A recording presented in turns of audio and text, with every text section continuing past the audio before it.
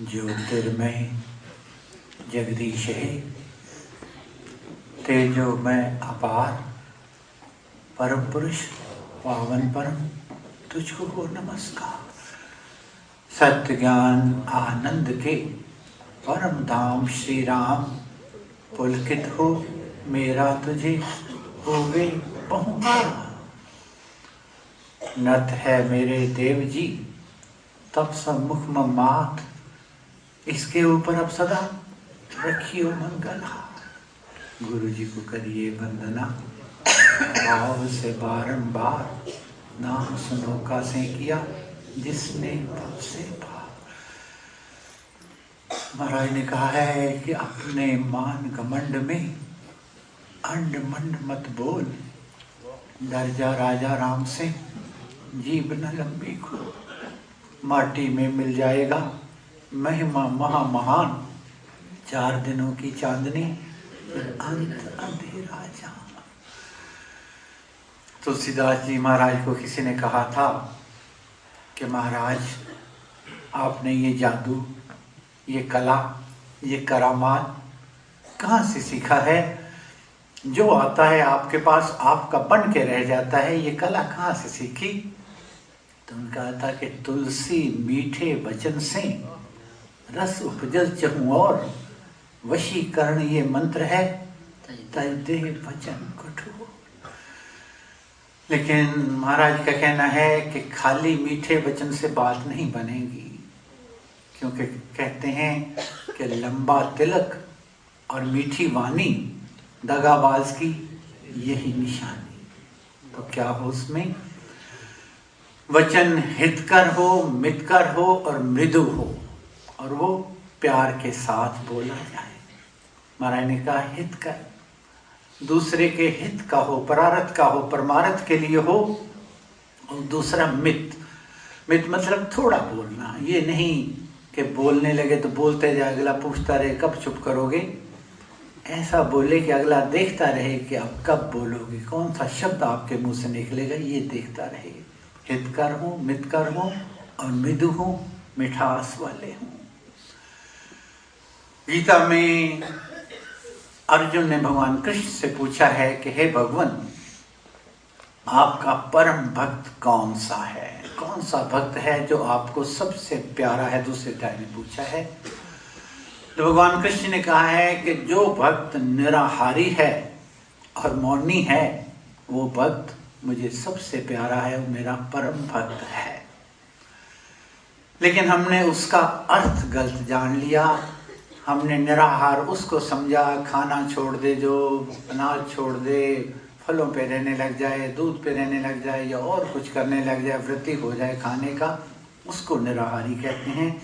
और मौनी उसको कहते हैं जो 2 घंटे 10 घंटे बैठा रहे कि मैंने बोलना नहीं, वो मौनी कहते हैं। दोनों ही हमने अर्थ गलत समझे हैं। निराहारी का अर्थ है जिसके इंद्रियों का आहार संयम है, उसको निराहारी कहते हैं। कैसे? आंखों का आहार देखना है तो उसका संयम क्या है? आंखों में लावे नहीं दोष, द्वेष व रोष। जिसकी आंखों में दोष नहीं है, द्वेष नहीं है, रोष नहीं है, उसकी आंखें का आहार संयम है। महाराज अक्सर कहा करते थे कि कोई माँ अपने बच्चे को ला रही है, तो सामने एक व्यक्ति जा रहा है, तो उसकी दूसरी बहन के सहेली कहती है, बहन कपड़ा डाल ले, इसकी आंखें पत्थर फाड़ती हैं, कभी देख ना ले, बुरी नजर ना लग जाए। और वही बहन थोड़ी दूर आगे जाती है तो वहां से संत गुजर रहे हैं, कहती कपड़ा हटा ले, संतों की दृष्टि पड़ गई तो बच्चा मालो माल हो जाएगा। अब आंखें वही हैं, सब कुछ वही है, केवल नजर का फर्क है। एक की आंखों में दोष भरा हुआ है, द्वेष भरा हुआ है, रोष भरा हुआ है, और दूसरे की आंखों में प्यार का सागर उथल रहा है, दूसरे के हित का सागर उथल रहा है, परमार्थ के लिए उसकी आंखें कार्य कर रही हैं। तो महाराज ने कहा है कि आंखों में लावे नहीं दोष द्वेष व रोष।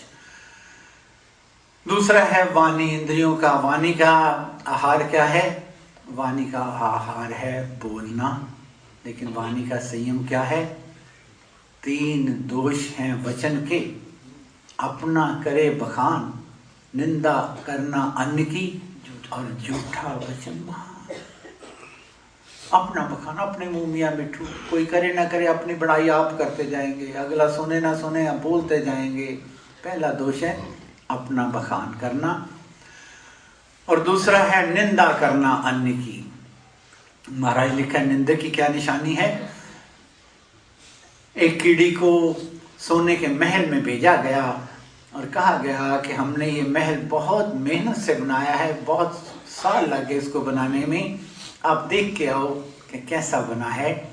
कीड़ी सारा घूम के आई, उससे पूछा गया कि महल कैसा लगा सोने का?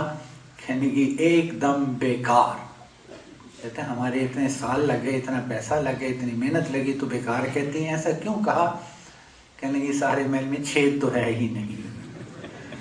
तो निंदक का क्या काम है? उसको एक भी अगर कोई दोष मिल जाए तो सब कुछ भूल कर उसके पीछे पड़ जाएगा। तुलसीदास जी ने लिखा है कि जो लोग हैं हमारे मेरे जैसे आम लोग, उनकी क्या निशानी है?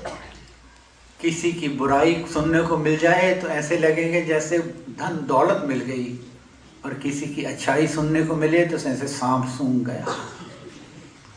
कहते हैं कि बड़े बड़े संत भी इस दोष से परे नहीं हैं, जो घर बार छोड़कर वनों में चले जाते हैं।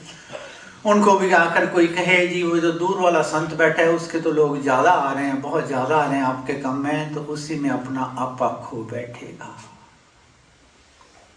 क्यों? संयम नहीं है, अपनी वाणी का संयम नहीं है, उसका आहार जो संयम है उसको प्राप्त नहीं है। अब तीसरे हैं हाथ। हाथों का संयम क्या है? महाराज ने कहा है कि हाथों का सबसे बड़ा आहार संयम का क्या है?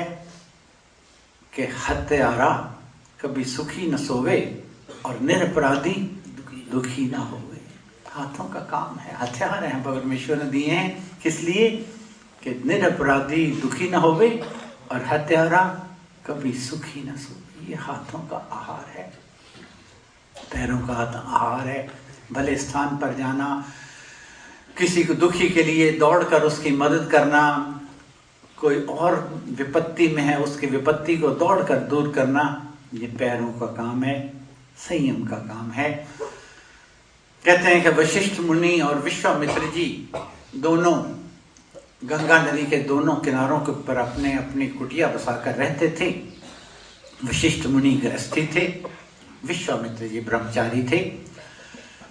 तो वशिष्ठ जी की धर्मपत्नी अरुंधति रोज विश्वामित्र जी का सुबह नाश्ता लेकर जाया करती थी। एक दिन अरुंधति बड़ी चिंता में थी, तो वशिष्ठ मुनि ने कहा, देवी क्या बात है, काहे की चिंता की लकीरें हैं आपके माथे पर?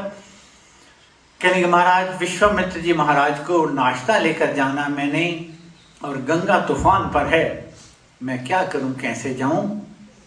कहने कोई बात नहीं, गंगा के तट पर खड़े होकर कहना कि अगर वशिष्ठ मुनि ब्रह्मचारी है रास्ता दे दे।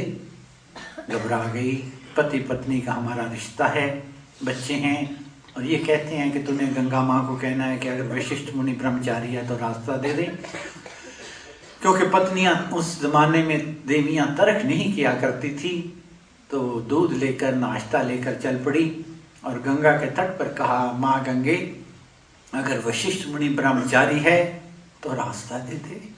कहते ही गंगा ने रास्ता दे दिया, नदी पार कर ली, विश्वामित्र जी के पास चली गई, उनको नाश्ता कराया। नाश्ता कराने के बाद जब वापस लौटने लगी तो फिर उसके मन में उदासी थी। तो विश्वामित्र जी ने पूछा, देवी उदास क्यों हो? कहने के महाराज गंगा तूफान पे मैं वापस कैसे जाऊंगी? कहने के आए कैसे थे? कहने के आए थे महाराज, वशिष्ठ मुनि जी ने कहा था कि गंगा माँ को कहना कि अगर वशिष्ठ मुनि ब्रह्मचारी है तो रास्ता दे दे, मैंने ये कहा और गंगा ने रास्ता दे दिया। तो कहने कोई बात नहीं, जब तू जाए तो कहना अगर विश्वामित्र निराहारी है तो रास्ता दे दे। वो कहनी लोटा दूध का मैं पिला के जा रही हूँ और ये कहते हैं निराहारी है। खैर चल पड़ी गंगा के तट पर आके कहने लगी माँ गंगे अगर विश्वामित्र निराहारी है तो रास्ता दे दे। कहते ये कहते ही माँ गंगा ने रास्ता दे दिया। एक दिन जब शाम को वार्तालाप चल रहा था तो अरुंधति ने कहा वशिष्ठ मुनि जी को महाराज मेरा एक संशय निवारण करिए। कहने की बोलो। कहने की उस दिन जब गंगा तूफान पे थी तो आपने कहा था कि अगर वशिष्ठ मुनि ब्रह्मचारी है तो रास्ता दे दे। ये बच्चे मेरे आप मेरे पति आपने ऐसा कैसे कह दिया। और जब मैं आने लगी तो विश्वामित्र जी ने कहा कि अगर विश्वामित्र निराहारी है तो रास्ते दे दे। लोटा 1 किलो का रोज दूध का मैं पिला के आती हूँ। निराहारी कहाँ से हो गए। कहने के देवी जो संयम के तप में तपाकर इंद्रियों को संयम के तप में तपाकर उनका परमार्थ के लिए दूसरे के हित के लिए उपयोग करता है उस खाना खाते हुए भी निराहारी है और वो विवाहित होते हुए भी ब्रह्मचारी है जिसका आचार ब्रह्म है। तो यही कहना है कि पहली बात तो जो कही है भगवान कृष्ण ने कि मुझे वो भक्त प्रिय है जो निराहारी है। तो निराहारी का वास्तविक मीनिंग क्या है। जो इंद्रियों को संयम के तप में तपाकर दूसरों के हित के लिए उसका उपयोग करता है वो निराहारी है। और दूसरा है मौनी। मौनी वो नहीं है। कहते हैं कि एक देवी ने व्रत रख लिया मौन का कि मैंने आज सारा दिन बोलना नहीं है। जब 3-4 घंटे हो गए तो बाल पकड़ के खेचने लगी। कहने क्या हो गया। कहने के कब 12 घंटे गुजरेंगे और मैं बोलूँगी मेरे अंदर कुछ हो रहा है। वो मौनी नहीं है। मौनी का अर्थ है जो मनन करने वाला है। गैरों से गैरों की बात करते हुए गैरों से गैरों की खाक छानते हुए और बिना सोचे कि इस खाक में हमने एक दिन खाक हो जाना है। हमने जिंदगी बिता दी अपने से अपनी बात ना कभी कही और ना कभी सुनी। जो अपने से अपनी बात कहता है अपने से अपनी बात सुनता है वही मौनी है जो मनन करने वाला है। तो मुझे ये कहना है कि भगवान कृष्ण ने जैसे अर्जुन को कहा है कि जो निराहारी है और मौनी है मेरा परम भक्त है। हम उस श्रेणी तक तो नहीं पहुंच सकते लेकिन प्रयास अवश्य कर सकते हैं। जो महाराज ने दोष बताए हैं आँखों के दोष बताए हैं वाणी का दोष बताया है दूसरे बताए हैं उनसे अगर बच सकें। क्योंकि महाराज ने भक्ति प्रकाश में लिखा है कि अगर परमेश्वर को प्राप्त करना है अगर सिमरन में बैठकर मन का ध्यान जो कहते हैं उसको चंचलता का दूर करना है तो घट को खाली कीजिए काट वासना दूर सिमरन मोती डालकर फिर करिए भरपूर। घट में नाम मूर्ति धरिए पूजा अंतर को करिए आंखें मूंद के सुनिए सितार राम नाम सुमधुर झनकार। पाप पिंजरा तोड़कर प्रेम सुपंख हिलाए उड़ जा हंस आकाश में परम ज्योति को पाए। लाली मेरे लाल की जित देखूं तित लाल लाली देखन मैं गई और मैं भी हो गई लाल।